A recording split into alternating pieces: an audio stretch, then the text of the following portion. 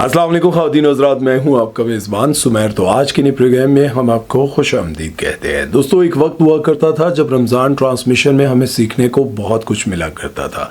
जब भी सहर के वक्त या फिर अफ्तार से पहले रमज़ान ट्रांसमिशन देखने को बैठते थे तो फिर बहुत सारी चीज़ें हमें सीखने को मिलती थी, सुनने को बहुत अच्छा मिलता था। नात ख़्वान हुआ करते थे या इस्लाम के बारे में कोई टॉपिक ऐसा छेड़ा जाता था जिससे हमें सीखने को बहुत कुछ मिलता था। लेकिन अब जितने चैनल्स बढ़ते जा रहे हैं, सोशल मीडिया बढ़ता जा रहा है, हर एक होस्ट की ये कोशिश होती है कि कुछ ना कुछ ऐसा किया जाए जिसकी वजह से हम वायरल हो जाएं। और इस वायरल होने के चक्कर में रमज़ान ट्रांसमिशन में बेहद जवलियाँ मारी जा रही हैं। इस रमज़ान ट्रांसमिशन में अभी शुरू में ही बहुत सारी चीज़ें ऐसे सामने आई जिन्हें देखने के बाद मुझे लगा कि यार ये क्या हो रहा है। अभी रिसेंटली मैंने निदा यासिर के शो में जमाल शाह और उनकी एक्स वाइफ फरियाल गौहर को देखा और उनकी गुफ्तगू देखते हुए मैं इतना हैरान हुआ। सबसे पहले तो मैं उनका तारुफ करवाता चलूँ, कुछ लोग नहीं जानते होंगे उनके बारे में। ये 80s और 90s का पावर कपल था। इन दोनों ने एक दूसरे से बहुत मोहब्बत की, फिर अफेयर चलता रहा, उसके बाद इन्होंने शादी कर ली और शादी भी इनकी काफ़ी टाइम रही। 92 में इनकी डाइवोर्स हो गई थी। शादी, मोहब्बत, किस्से, ये सब कुछ सुनने के लिए इनको रमज़ान ट्रांसमिशन में बुलाया गया। अब हैरान कुन बात यह है कि दोनों की तलाक हुई हुई है और दोनों को एक साथ एक शो में बुला लिया। अब पूछा क्या जा रहा है? अब फरियाल गौहर से निदा यासिर पूछती है कि ज़िंदगी की सबसे बड़ी गलती, उन्होंने कहा सबसे बड़ी गलती जमाल शाह से शादी। जमाल शाह से शादी की गलती क्यों भाई? ये शादी वाला मटेरियल नहीं है। जमाल शाह को मतलब उनका कहने का ये था कि आप इनको एक दोस्त के तौर पर रख सकते हैं, अफेयर चला सकते हैं, लेकिन शादी वाला मटेरियल नहीं है। अब ज़रा देखें चल क्या रहा है, रमज़ान ट्रांसमिशन। और उससे बढ़कर एक तस्वीर निदा यासिर सामने रखती हैं। उस तस्वीर के बारे में पूछा जाता है, कहती हैं कि ये वो तस्वीर है। मैं आपको बताऊं कि उस वक्त मैं इनकी बाहों में थी, और ये जमाल जो है वो रो रहा था। मैं ज़रा तमीज़ के दायरे में बात करता हूँ कि जमाल साहब रो रहे थे और इनके आंसू मेरे ऊपर टपक रहे थे। मैं इनकी बाहों में थी। कह रही हैं, साथ में पूछ रही हैं कि सेंसर हो जाएगा ना। भाई इतनी सीनियर एक्ट्रेस, उनको ये पता है कि लाइव शो जा रहा है और पूछ रही हैं कि सेंसर हो जाएगा। उन्हें आगे से निदा यासिर क्या करती हैं कवर करने, नहीं उस वक्त तो आप मियाँ बीवी थे ना, वो ये बता रही हैं कि जब मैं इनकी बाहों में थी और ये रो रहा था और ये कह रहा था कि अब मैं मर भी जाऊं तो मुझे कोई परवाह नहीं। ये हो रहा है जी रमज़ान ट्रांसमिशन में। ये वो चवली है। माजरत के साथ, जमाल साहब हमारे सीनियर अदाकार हैं और फरियाल गौहर भी सीनियर एक्ट्रेस है और 80 और 90 की दिहाई में ये बड़ा मशहूर कपल था। लेकिन उसके बावजूद ये चीज़ें सुनकर मैं इतना हैरान हो रहा था कि इन लोगों को ये नहीं पता कि ये रमज़ान है और रमज़ान ट्रांसमिशन में हम बैठे हुए। सारा उमैर हमारी एक बहुत अच्छी एक्ट्रेस हैं, बहुत सारे ड्रामों में हीरोइन आती रही और उसके बाद फिर ये गायब हो गई। गायब होने के बाद ये पता चला कि उन्होंने शादी कर ली है। एक डायरेक्टर हैं जिनका नाम है मोहसिन तलत। मोहसिन तलत साहब के साथ मैंने भी काम किया। मोहसिन भाई बड़े अच्छे इंसान हैं। ड्रामा सीरियल दस्तारिया नाम है, मैंने उनके साथ काम किया था। अच्छा, ये फिर काफ़ी अरसे के बाद तमाशा में आती हैं।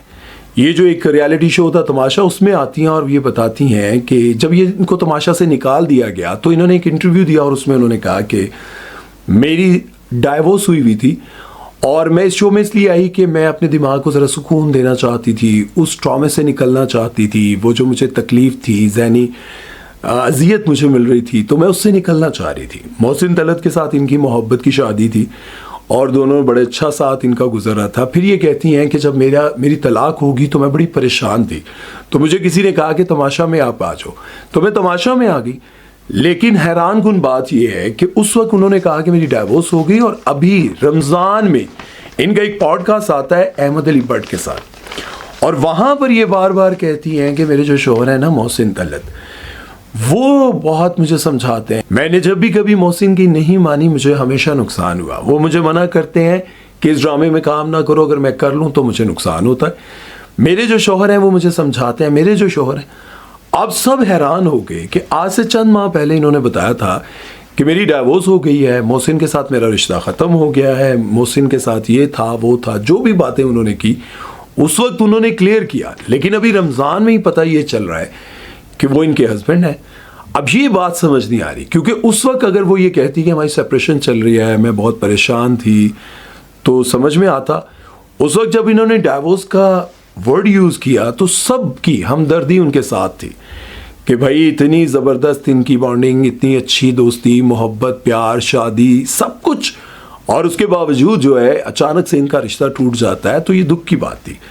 लेकिन अभी रमज़ान में ये पता चलता है कि भाई मेरे हस्बैंड मोहसिन भाई जवेरिया सऊद जो है वो एक्टिंग की बादशाह है, इसमें कोई शक नहीं। क्या ओवर एक्टिंग की इन्होंने, क्या कमाल एक्टिंग की। रमज़ान ट्रांसमिशन में अपनी वालदा को बुलाती हैं और उनको कहती हैं ये बात मैंने कभी कही तो नहीं, लेकिन आज सबके सामने कहना चाहती हूँ अम्मी, अगर मैंने आगे अपनी जिंदगी में कभी कोई दिल दुखाया हो तो मुझे माफ कर देना अम्मी। अब पहले जो एकदम से लगा ना, दुख हुआ यार, जाहिर है माँ के साथ माफ़ी मांग रही है, माँ को सबके सामने एकदम से जोर जोर का रोना शुरू किया, अम्मी मुझे माफ कर दे। और 1 सेकंड के अंदर, जैसे ही घड़ी का 1 सेकंड होता है, ठक, फौरन जब बंदा रोता है ना, तो वो रोते हुए वापस जब आता है तो उसकी आवाज़ लड़खड़ाती है, बंदे को दुख हो रहा होता है, लेकिन 1 ही सेकंड के अंदर वापस आती है और आवाज़ भी ठीक। नहीं अम्मी, मैंने हो सकता है आपका दिल दुखाया। माँ कह रही है नहीं बेटा, आपने मेरा कभी दिल नहीं दुखाया। नहीं अम्मी, हो सकता है, आज मैं कैमरे के सामने ये बात कर रही हूँ। अब इस चीज़ को लोगों ने पकड़ा और कहा कि एक आंसू नहीं, रो रही हैं, माँ से माफ़ी मांग रही है, एक आंसू नहीं। अच्छा, उसके बाद दूसरों लोगों ने ये भी कहा कि भाई अगर माफ़ी मांगनी थी माँ से घर पे मांग लेती। रमज़ान ट्रांसमिशन में एक तरफ फिज़ा अली का वो ड्रामा आता है, और मैं ड्रामा इसलिए कह रहा हूँ कि बहुत कुछ बेनकाब हो चुका है, ऑडियो लीक। उसके बाद जो है वो डॉक्टर साहब जो उनके साथ बैठे हुए, जिनको कह रहे आपके सीने में दिल नहीं है, बताए आपको पत्थर की है, हाँ सर पे हाथ रखे सर पे। वो बेचारा सोचिया भी ना हो उन्हें कदी मैं सिर ते हाथ रखना, उन्होंने जबरदस्ती हाथ रखवाया यार, हाथ रखे आपको, पूरी दुनिया आपके साथ है, नहीं तुम कुछ गलत नहीं करोगी, नहीं मेरी बच्ची, मेरे बच्चे। यार इतनी ओवर एक्टिंग ये सारी। हालांकि मैं फिजा के हक में बहुत सारी वीडियोस बनाता रहता हूँ, मैं हमेशा उनका साथ देता हूँ, लेकिन ये रमज़ान ट्रांसमिशन में ये सब कुछ हुआ, और मैं ये सब कुछ इसलिए करके बता रहा हूँ कि भाई ये सब कुछ हुआ वो, और कहानी यहाँ ख़त्म नहीं होती। उसके बाद जी अतीका ऑडो चली जाती हैं हसदा मना में, और वहाँ जाने के बाद वो एक अटैक करती हैं फ़ाद मुस्तफ़ा और हुमायूं सईद पर। अब क्या होता है कि जब रमज़ान ट्रांसमिशन में फ़ाद मुस्तफ़ा को ये बात पता चलती है तो वो कहीं और ट्वीट कर देते, कोई शो में कोई बात कर देते। उन्होंने फ़ौरन अपने प्रोग्राम में कहा यार हुमायूं भाई, ये जो अतीका आपा हैं इनको हो क्या गया है भाई, वो चाहती हैं कि हम अपनी हम उम्र लड़कियों के साथ हीरो आएँ, तो वो क्या चाहती हैं कि हम उनके साथ आएँ। तो ठीक है भाई अतीका आपा, आप ज़रा 2-3 अच्छी सी सर्जरियां करवा लें तो ठीक है आपके साथ आ जाएंगे। अब कहानी यहाँ ख़त्म नहीं होती भाई, उसके बाद दोनों एक दूसरे से माफ़ी मांग लेते हैं, ठीक है ये बहुत अच्छी बात है। दोनों ने मामला, अतीका आपा को लगा कि यार मेरे से गलती होगी, उन्होंने माफ़ी मांग ली। फिर उसके बाद फ़ाद मुस्तफ़ा ने कहा कि भाई मैं भी माफ़ी मांगता हूँ। अब क्या होता है, अब ये होता है कि पोस्टर्स आने शुरू हो जाते हैं। पोस्टर्स आ गए भाई कि फ़ाद मुस्तफ़ा और अतीका ऑडो का ड्रामा आ रहा है। हैरान कुन बात यह है कि अतीका ऑडो और फ़ाद मुस्तफ़ा का ड्रामा आने वाला है, और लोग हमेशा की तरह एकदम से खुश हो गए, ये तो बड़ा अच्छा डिसीजन है, ये तो बड़ा अच्छा डिसीजन है। पता चला एडिटर्स ने बनाकर मार्केट में डाल दिया। एक डायलॉग अतीका ऑडो का लिया, एक डायलॉग कोई फ़ाद मुस्तफ़ा की अभी किसी ड्रामे या किसी चीज़ का लिया, उनको मैच करके लगा दिया कि भाई टीज़र भी रिलीज़ हो गया। अभी लड़ाई कल हुई और टीज़र आज रिलीज़ हो गया। ये हाल है भाई। अब मुझे समझ नहीं आ रही कि ये चल क्या रहा है भाई। ये रमज़ान ट्रांसमिशन है, रमज़ान ट्रांसमिशन में ये सब कुछ, और कहानी यहाँ फिर ख़त्म नहीं होती। कहानी यहाँ से एक और शुरू होती है, बुशरा अंसारी और क्या नाम है, सॉरी इकबाल हुसैन साहब की। इकबाल भाई आते हैं निदा यासिर की शो में, और वहाँ पर वो ये कहते हैं कि भाई मैंने बुशरा अंसारी से शादी इसलिए की, मुझसे बड़ी हैं, लोगों ने बड़ा कहा कि यार आपसे बड़ी हैं, मैं अकेला रह रहा था, मेरे पास घर भी था, 2 गाड़ियाँ भी थी, और मेरी ज़िंदगी बड़ी अच्छी गुजरी थी, नौकर चाकर, मैं सिंगल रह रहा था। तो बुशरा ने मुझे कहा कि भाई लड़के कब तक अकेले रहोगे, शादी कर लो। तो मैंने कहा कि भाई आप भी तो अकेली हैं, आप शादी कर ले मेरे साथ। अब ये कहने की देर थी, उन्होंने कहा कि आपने इनसे शादी क्यों की। उन्होंने कहा कि भाई मुझे जो है ना लड़कियाँ पसंद नहीं है। मैं अगर दोस्तों के घर जाता था तो वहाँ जाने के बाद मैं कहता था कि भाई बहनों को मुझसे दूर बेशक न करो, उनको मुझसे कोई ख़तरा नहीं, अपनी अम्मियाँ मुझसे छुपा लो, मुझे ना औरतें पसंद थी। अब ये आपको पता है कि इस वर्ड को मैं आपको बड़ा क्लियर कर दूं, हो सकता है उन्होंने शुगल में कहा हो, ये मुझे उनकी नीयत का अंदाज़ा नहीं है। वैसे ही हैं वो बहुत अच्छे इंसान है। टू बी ऑनेस्ट मेरी जब भी उनसे बात हुई, हमेशा ये मैं ऑन रिकॉर्ड ये बात कह रहा हूँ कि जब भी मेरी उनसे बात हुई हमेशा अच्छे अंदाज में हुई। मुझे कभी नहीं लगा कि इकबाल भाई छोरे हैं या ऐसी बात करेंगे। मुझे नहीं पता उन्होंने किस सेंस में की, लेकिन लोगों को ये बात बहुत अच्छे से पता है कि ये जितने यंग लड़के होते हैं ये ज़्यादातर सच चाहते हैं कि कोई शादीशुदा औरत, कोई आंटी, कोई इस तरह का जो है मटेरियल उनके साथ अटैच हो जाए। उसके उनके दो फ़ायदे होते हैं। वो कहते हैं एक फ़ायदा ये होता है कि उनसे पैसे खाते हैं, दूसरा ये होता है उनके साथ कोई भी रिलेशन रखते हैं किसी को शक नहीं होता, क्योंकि छोटे और बड़े लोग बच्चा है यार, बच्चे के साथ ये वो घूम फिर रही है, बच्चे से काम करवा लेती है, ये लोगों के सेंस जो दिमाग में होता है। तो इस वजह से लोगों को लगा, और इस जुमले को सभी जानते हैं कि यार ये जो आंटियों के पीछे लड़के पड़ जाते हैं। एक और भी मैंने देखा था किसी को, हमारी सीनियर एक्ट्रेस है, उनसे मेरी बात हो रही थी, तो मैंने कहा मुझे बहुत अच्छी लगती है, मैं नाम तो नहीं लेता, मैंने कहा मुझे बहुत अच्छी लगती हैं माशाल्लाह आपका बोलना ये वो। तो मैंने कहा ख़बरदार दोबारा मुझे फ़ोन करो। मैंने कहा क्या हुआ? तो कहने लगी कि मुझे लगता है तुम भी आंटियों के ठरकी हो ये वो। मैंने कहा नहीं मैं ऐसी बात नहीं, मैं तो आपकी बहुत रिस्पेक्ट करता हूँ और आपको हमेशा बड़ों की तरह ही समझता हूँ। तो ये जो है ना, उन्होंने कहा कि ये इतना रिवाज बढ़ गया यहाँ पर, अगर किसी के साथ मैं थोड़ी सी भी अपने मिजाज से हटकर बात करूं, थोड़ा सा मजाक करने लग जाऊं, तो वो फ़ौरन इस तरफ आ जाता है। और ये उन्होंने मुझे बहुत सारी और भी बातें बताई कि आजकल जितने यंगस्टर्स हैं, जितने लड़के हैं, उनको हर वक्त ये ख्वाहिश होती है कि किसी आंटी के साथ दोस्ती हो जाए। और आंटियां फिर ज़ाहिर है बहुत सारी ऐसा मुआशरे में हो रहा होगा कि उन लोगों को ये ख्वाहिश पैदा होती है। यहाँ पर मैं इन सारी बातों के साथ साथ एक बात समझाना चाहूँगा कि जो लोग भी जो आंटियां लड़कों की तलाश में रहती हैं, या फिर लड़के जो आंटियों की तलाश में रहते हैं, और उसके बाद इस तरह का जो प्रोग्राम आजकल रमज़ान में हो रहा है, इन चीज़ों को देखते हुए एक बात ज़हन में रखें कि जब देखें आप किसी आंटी के साथ शादी कर लेते हैं ना, तो कोई बड़ी बात नहीं है। शादी कर लिया आपने, बहुत अच्छी बात है, आपने घर बसा लिया।